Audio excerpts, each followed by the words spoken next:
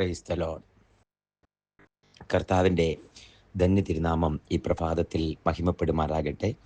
പതിവ് പോലെ നമുക്ക് ദൈവവചനവുമായിട്ട് ഈ പ്രഭാതത്തിൽ അതിന് ചുറ്റാകിയിരിക്കാൻ ദൈവമായ കർത്താവ് ആയുസ്സും ആരോഗ്യവും ബലവും ഒരു പുതിയ പ്രഭാതവും തന്നതോർത്ത് കർത്താവിന് സകല മാനവും മഹത്വവും അർപ്പിച്ചുകൊണ്ട് ഇന്നത്തെ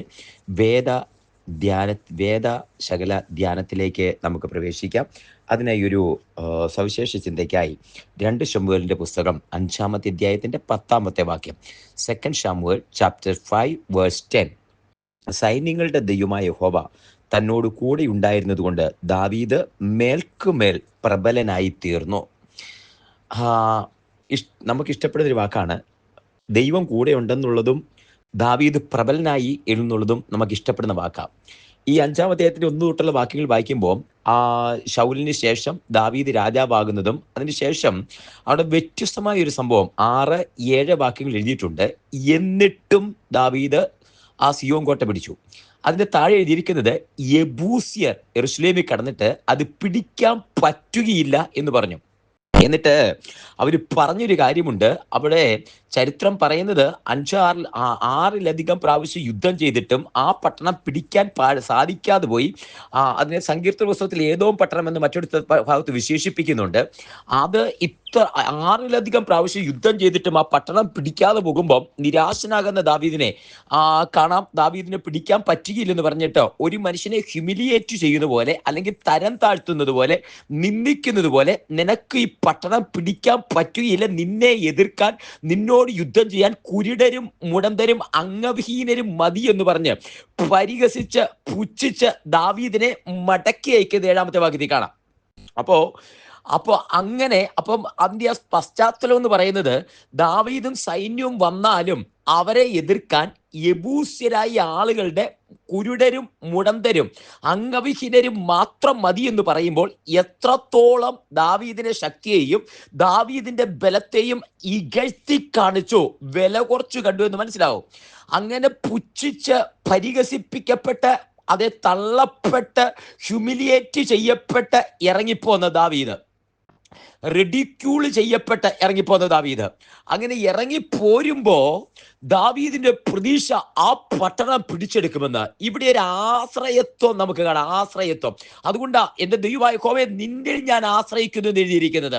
അങ്ങനെ ആശ്രയത്വം ദൈവത്തിലായതുകൊണ്ട് ദൈവത്തോട് ചോദിച്ചു, ദൈവമേ നീ ഞങ്ങളുടെ സൈന്യങ്ങളുടെ കൂടെ പുറപ്പെടുന്നില്ലല്ലോ. 60-ാം സങ്കീർത്തനം അവസാനത്തെ വാക്യം 108-ാം സങ്കീർത്തനത്തിൽ അത് കാണാം.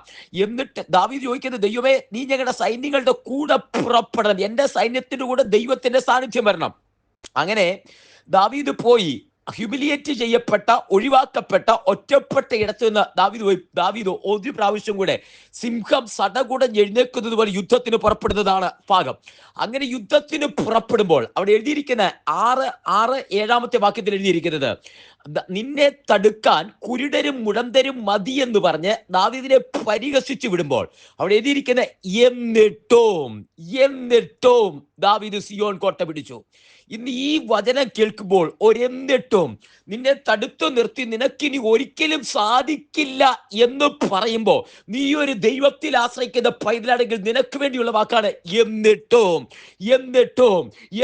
നീ അത് സാധിക്കും. അതാ അബ്രഹാമിന്റെ ശരീരത്തിന്റെ പുത്രോത്പാദന ശേഷി നഷ്ടപ്പെട്ടിട്ടും ദൈവത്തിൽ ആശ്രയിക്കേണ്ട ആശയ്ക്കെതിരായ ആശയോടെ വിശ്വസിച്ച് നീതിയായി കണക്കിട്ടത് കൊണ്ട് അവിടെ നമുക്ക് പറയാം, എന്നിട്ടും ദൈവത്തിൽ വിശ്വസിച്ചത് കൊണ്ട് നീതിയായി കണക്കിട്ടു.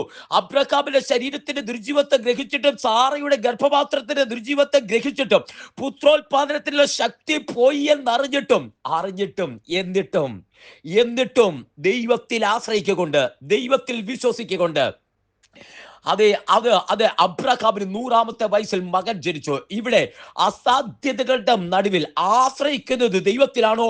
ലോകവും ലോകക്കാരും മറ്റുള്ളവരും എന്നിട്ട് മാറ്റി നിർത്തുമ്പോൾ, അവരെല്ലാവരും ഒറ്റപ്പെടുത്തി ഒഴിവാക്കി ഹ്യൂമിലിയേറ്റ് നിർത്തുമ്പോൾ അന്നേരം നിനക്ക് പറയാം, എന്നിട്ടും ഞാനതിനെ ഓവർകം ചെയ്തു. നിന്റെ ശക്തിയല്ല, മിടുക്കല്ല, ഒരൊറ്റ ഗുണമുണ്ട്, ദൈവത്തിൽ ആശ്രയിക്കുന്നു എന്നുള്ളത് കൊണ്ട്. ഹല്ലേലൂയ. ദൈവത്തിൽ ആശ്രയിക്കുന്നതിനെ ദൈവം കൈവിടുകയില്ല. എന്നിട്ട് അടുത്ത വാക്യത്തിലേക്ക് വരുമ്പോൾ പറയുക, ദാവീദ് ആ പട്ടണത്തെ പിടിച്ചു. എന്നിട്ടും ദാവീദ് പട്ടണത്തെ പിടിച്ചു. സിയോൻ കോട്ട അതിനെ പിടിച്ചെടുത്തു. ദാവീദിന്റെ പട്ടണം എന്ന് പേരിട്ടു. ദാവീദിന്റെ നഗരം അവിടെ ദാവീദ് പണിതു. ദാവീദ് മില്ലോ ഗ്രഹം പണിതു. കോട്ടകൾ അതിന് ചുറ്റും പണിതു. നിന്നെ തടുത്തു നിർത്തുന്നത് എവിടെയാണോ, നിന്നെ ഒഴിവാക്കുന്നത് എവിടെയാണോ, നീ എവിടെയാണോ പുച്ഛിച്ച് തള്ളപ്പെട്ടത്, ആരുടെ മുമ്പാകെയാണോ നീ ഒഴിവാക്കപ്പെട്ടത്, ആരുടെ മുമ്പാകെയാണോ നീ തള്ളപ്പെട്ടത്, ആരുടെ മുമ്പാകെയാണോ നീ ലജ്ജിച്ച് തല താഴ്ത്തി നിന്നത്, അവിടെ തന്നെ നിന്നെ മാനിച്ചുയർത്തുന്ന ദൈവമുണ്ട്. ഹാമാന്റെ മുമ്പിൽ തല താഴ്ത്തി ലജ്ജിച്ച് താഴെ നിന്ന ആ മോർദെഖായി എന്ന് പറഞ്ഞ മനുഷ്യൻ 2-3 ദിവസത്തിന് ശേഷം അതേ ഹാമാൻ മുന്നിൽ നടന്ന് രാജാവിന്റെ കുതിരയും കൊടുത്ത്, രാജാവിന്റെ വസ്ത്രവും കൊടുത്ത്, രാജാവിന്റെ കിരീടവും കൊടുത്ത്, രാജാവിന്റെ ചെങ്കോലും കൊടുത്തിട്ട് ആ താഴ്ത്തിക്കെട്ടിയ ഹാമാൻ പറയുക, രാജാവ് ബഹുമാനിക്കാനിരിക്കുന്ന പുരുഷനെ ഇങ്ങനെ യാതൊരിക്കും. നീ എവിടെയാണോ താഴ്ത്തപ്പെട്ടത്, എവിടെയാണോ നിന്ദിക്കപ്പെട്ടത്, എവിടെയാണോ പരാജയപ്പെട്ടു നോക്കിയേ, അവിടെ തന്നെ നീ സക്സസ് ആകുന്ന, അവിടെ തന്നെ നിന്നെ സക്സസ് ആക്കുന്ന ഒരു കൃപ നിന്റെ മേൽ വ്യാപരിക്കുന്നുണ്ട്. ഇവിടെയാ ദാവീദ് കാണുന്നത്. എന്നിട്ടും ദാവീദ് സിയോൻ കോട്ട പിടിച്ചെടുത്തു. ആ നഗരത്തിന് ദാവീദിന്റെ നഗരം എന്ന് പേരിട്ടു. അതിനെ ബില്ലോ പണിതു. ദാവീദിന്റെ കോട്ടയാക്കി മാറ്റിയതിനെ. എന്നിട്ട് അടുത്തൊരു കൺക്ലൂഷൻ പദം ഇങ്ങനെ പറയുക, ഒരു കൺക്ലൂഡ് ചെയ്യുന്ന പദമുണ്ട്. അതാണ് നമ്മുടെ കുറിവാക്യം. അത് പറഞ്ഞ് അവസാനിപ്പിക്കാം. സൈന്യങ്ങളുടെ ദൈവമായ യഹോവ തന്നോട് കൂടെ ഉണ്ടായിരുന്നത് കൊണ്ട് ദാവീദ് മേൽക്കുമേൽ പ്രബലനായി തീർന്നു. ഹല്ലേലൂയ. ഇന്ന് ഈ വചനം കേട്ടുകൊണ്ടിരിക്കുമ്പോൾ ദൈവത്തിന്റെ പൈതലേ, സൈന്യങ്ങളുടെ ദൈവമായ യഹോവ നിന്നോട് കൂടെയുള്ളത് കൊണ്ട് നീ ഉത്തരോത്തരം മേൽക്കുമേൽ പ്രബലനായി തീരുന്നത്, നീ ശക്തി പ്രാപിക്കുന്നത്, നീ ബലപ്പെടുന്നത്, നീ ലജ്ജിതനായി തീരാതിരിക്കുന്നത്, നീ നിരാശനായി പോകാതിരിക്കുന്നത്, ശക്തി പ്രാപിക്കുന്നത് ആത്മാവിലൊന്ന് തിരിച്ചറിഞ്ഞേ. ഹല്ലേലൂയ. ദാവീദ്, സൈന്യങ്ങളുടെ ദൈവമായ യഹോവ നിന്നോട് കൂടെയുണ്ട്. സൈന്യങ്ങളുടെ ദൈവമായ യഹോവ നിന്നോട് കൂടെയുണ്ട്. കൈവിടാതെ നിന്നോട് കൂടെയുണ്ട്. എബ്രായ ലേഖനം 13-ാം അധ്യായം 5-ാം വാക്യത്തിൽ അതുകൊണ്ടാണ് ഇങ്ങനെ പറയുന്നത്, ഞാൻ നിന്നെ കൈവിടുകയില്ല, ഉപേക്ഷിക്കുകയുമില്ല എന്നുവരെ. ഈ ലോക ജീവിതത്തിൽ മാത്രമല്ല, മൃത്യുവിലും കൈവിടാതെ നിന്നെ അക്കരെ വരെ, നിന്റെ നിത്യതയെ, നിന്റെ ലക്ഷ്യസ്ഥാനത്ത്, ഇമ്പങ്ങളുടെ പർദീസിൽ വരെ നിന്നെ എത്തിക്കുന്ന ഒരു ദൈവകൃപ. ഹല്ലേലൂയ. അത് നിന്റെ കൂടെയുണ്ട്. ആത്മാവിൽ അത് ഏറ്റെടുത്തേ. നിന്നെ കൈവിടാത്ത ദൈവം. എല്ലാ കണ്ണുകളും ഒരു നിമിഷം അടച്ചാട്ടെ. ദാവീദോ സൈന്യങ്ങളുടെ ദൈവമായ യഹോവ തന്നോട് കൂടെ ഉണ്ടായിരുന്നത് കൊണ്ട് ദാവീദ് മേൽക്കുമേൽ പ്രബലനായി തീർന്നു. നിന്റെ കഴിവും മിടുക്കനും അപ്പുറത്ത് ദൈവം കൂടെയുള്ളത് കൊണ്ട് പ്രബലനാകട്ടെ, ശക്തി പ്രാപിക്കട്ടെ. കണ്ണുകൾ അടയ്ക്കാൻ പ്രാർത്ഥിക്കാം. സ്വർഗീയ പിതാവേ, ജനത്തെ ഞാൻ അനുഗ്രഹിച്ച് പ്രാർത്ഥിക്കുന്നു. ആത്മാവിൽ ഈ ജനത്തെ അനുഗ്രഹിക്കുന്നു. ദാവീദിനോടു കൂടെ സൈന്യങ്ങളുടെ ദൈവമായ യഹോവയുള്ളത് കൊണ്ട് അവൻ പ്രബലനായതുപോലെ കർത്താവ് ജനത്തെ അങ്ങനെ തന്നെ അനുഗ്രഹിച്ച് പ്രാർത്ഥിക്കുന്നു. സൈന്യങ്ങളുടെ ദൈവമായ യഹോവ കൂടെ യാത്ര ചെയ്യട്ടെ. മോശ പറഞ്ഞതുപോലെ, ആ സാന്നിധ്യം കൂടെ പോരുന്നില്ലെങ്കിൽ അയക്കരുത് എന്ന് പറഞ്ഞതുപോലെ, സാന്നിധ്യം കൂടെ യാത്ര ചെയ്യട്ടപ്പാ. ആത്മാവിന്റെ സാന്നിധ്യം കൂടെ, ദൈവാത്മാവിന്റെ സാന്നിധ്യം കൂടെ യാത്ര ചെയ്യട്ടെ. അനുഗ്രഹത്തോടെ കൂടെ നടത്തട്ടെ. ബലം പ്രാപിക്കട്ടെ. കൃപ വ്യാപരിക്കട്ടെ. ആത്മാവിൽ ജനത്തെ അനുഗ്രഹിച്ച് പ്രാർത്ഥിക്കുന്നു. പിതാവിന്റെയും പുത്രന്റെയും പരിശുദ്ധാത്മാവിന്റെ നാമത്തിൽ അനുഗ്രഹിക്കുന്നു. യഹോവ കൂടിരിക്കും. അദൃശ്യമായ ദൈവകരം കൂടിരിക്കുന്നതിനായി സ്തോത്രം. ദൈവകരം കൂടിരിക്കുന്നതിനായി സ്തോത്രം. ആത്മാവിൽ അനുഗ്രഹിക്കുന്നു. ദൈവകൃപയാൽ നിറയ്ക്കുന്നതിനായി സ്തോത്രം. ഒരു പ്രാവശ്യം കൂടെ അനുഗ്രഹിച്ച് പ്രാർത്ഥിക്കുന്നു. ദാവീദ് മേൽക്കുമേൽ ബലം പ്രാപിച്ചതുപോലെ ഈ ജനം അനുഗ്രഹിക്കപ്പെടട്ടെ. തൃക്കരങ്ങളിൽ സമർപ്പിക്കുന്നു. പ്രാർത്ഥന കേട്ടിരിക്കാൻ സ്തോത്രം. യേശുവിൻ നാമത്തിൽ തന്നെ. ആമേൻ, ആമേൻ, ആമേൻ, ആമേൻ. യഹോവയായ കർത്താവ് എല്ലാവരെയും അനുഗ്രഹിക്കട്ടെ. നാളെ നമുക്ക് വീണ്ടും കാണാം. കർത്താവ് അതുവരെ കൃപയ്ക്കുള്ളിൽ മറയാം. God bless you all.